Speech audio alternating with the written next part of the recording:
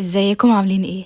النهاردة جايلكم بفكرة فيديو هتحل كل مشاكلنا تقريبا، وهي تنظيف الركنة.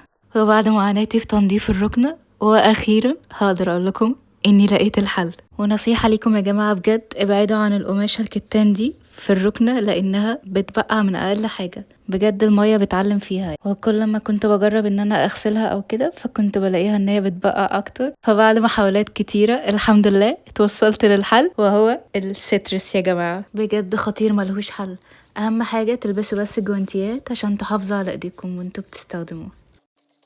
طبعا هو السترس لوحده كفيل بزيادة، بس انا كان عندي الخلطة دي كنت عاملاها قبل كده ان انا انضف بيها الركنة، فقلت برضو ان انا ازودها معاها ان هي تديها ريحة وكده. فاقول لكم دلوقتي الخليط ده متكون عن ايه.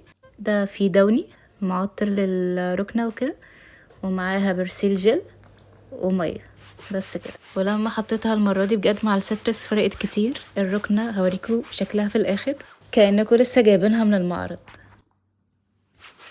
هندعك الركنة كلها بالخلطة دي، ويفضل لو عندكم الليفة دي اللي هي شبه القماش شوية، دي هتبقى كويسة جدا في ان هي مش هتخلي الركنة توبر.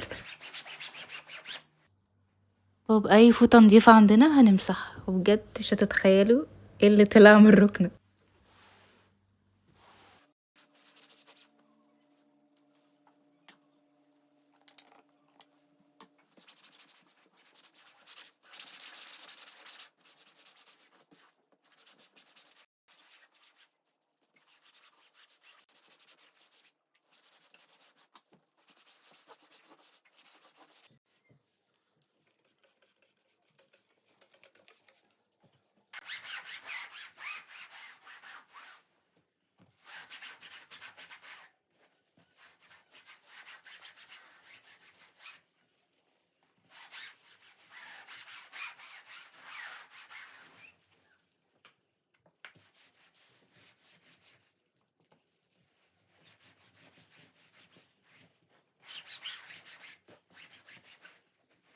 وهنجيب فوطة تانية نضيفة مبلولة نمسح بيها، وتفرجوا على نضافة الركنة بجد لما تنشف.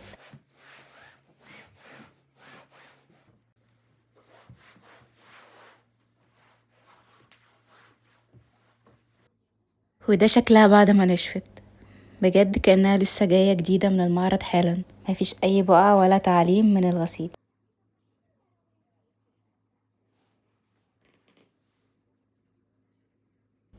جربوها وقولوا لي ايه رأيكم في الكومنتات. يا رب يكون الفيديو عجبكم، وأكون فدتكم بحاجة في الفيديو ده، وأشوفكم في فيديو جديد. سلام.